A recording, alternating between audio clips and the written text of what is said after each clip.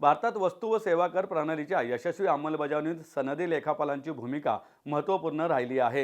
ही प्रक्रिया अधिक सुलभ होण्यासाठी काउन्सिल सातत्याने जीएसटी कायद्यात बदल करीत आहे। सनदी लेखापालांना हे नवे बदल समजून घेण्यासाठी अशा प्रकारच्या परिषदा उपयुक्त ठरतात, असे प्रतिपादन central GST and customs Pune विभागाचे प्रधान मुख्य आयुक्त मयांक कुमार यांनी केले। The institute of chartered accountants of इंडियाच्या जीएसटी अँड इनडायरेक्ट टॅक्स कमिटीच्या वतीनं आणि ICAI पुणे शाखेच्या सहकार्याने आयोजित 2 दिवसीय राष्ट्रीय परिषदेचं उद्घाटन मयांक कुमार यांच्या हस्ते झालं।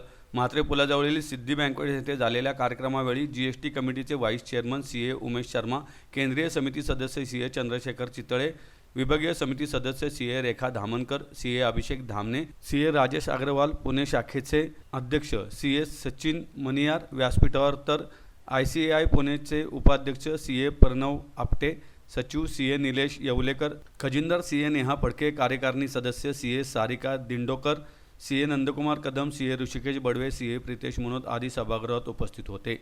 जीएसटी सारख्या महत्त्वपूर्ण विषयावर राष्ट्रीय परिषदेचे आयोजन केल्याबद्दल ICAI पुणे शाखेचे अभिनंदन करून मयांक कुमार म्हणाले की जीएसटी काउन्सिल दर महिन्याला आढावा घेऊन कायद्यात आवश्यक बदल करत आहे। अलीकडे जीएसटी संकलन मोठ्या प्रमाणात होत असल्याने कर आकारणीत बदल केले आहेत। परिणामी लघु व मध्यम स्वरूपाच्या उद्योगांना व करदात्यांना दिलासा मिळाला आहे। CA चंद्रशेखर चितळे म्हणाले, CA हे देशाच्या अर्थव्यवस्थेला गती देणारे आहेत।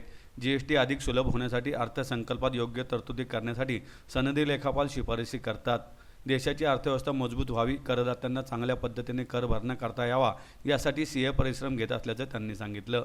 I am sure the participants and the faculty will be able to discuss all the issues which are pressing in GST, and I have already requested the ICAI chapter to please share all the deliberations with us so that whatever policy changes or any problem being faced by the trade can be addressed by the department and by the government. CAs have been making very good contribution in GST. In fact, when the GST was introduced, apart from the department giving FAQs, CA also came up with the GST books, and every time when I read get that CA magazine, the GST issues are being discussed there, which brings more clarity on the pressing issues which are there. Even in GRCs, CAs are coming and they are telling us of the problem which trade faces or the issues which trade is facing. GST 2.0 has been introduced, and now the tax rates have been brought down so that consumers gets more money to spend, and government expect that with the more spending, probably revenue will also rise. GST 2.0, because the rates have been realized, so consumers have been given more money to spend, because rates which were 12 to 18% have been brought to 5%, and 28% rate has been brought to 18%. So consumer has got more money in the pocket, and it is expected that the consumption is going to rise, probably more than 10 to 15%. So that will give a boost to the economy, and also it will give boost to the tax collection also. बजेटमध्ये आम्ही CBICला, finance मिनिस्ट्रीला representation देतो की काय काय विषय आहेत आपल्या उद्योजकांचे GSTवरचे, आणि त्याचं पूर्ण संकलन करून आम्ही ते शासनाला देतो। मग त्याच्यावर चर्चा होऊन बजेटमध्ये ते चेंजेस येतात। आणि मित्रांनो, GST हा एक खूप आपला जिवलग विषय आहे, प्रत्येक नागरिकाला हा अप्लाय होतो।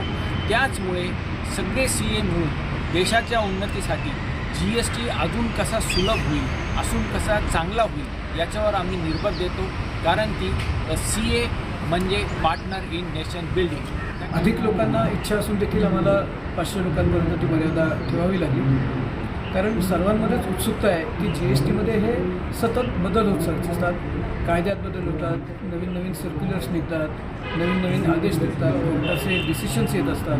त्यामुळे ज्याही व्यक्तींना GSTचं पालन करायचं असतं त्यांना या सगळ्या गोष्टींची माहिती असणं आवश्यक असतं। तर अशी माहिती देण्यासाठी ही कॉन्फरन्स आपण आयोजित केलेली आहे। त्याच्यात देशभरातले आपण निष्णात वक्ते बोलवले आहेत की GSTचा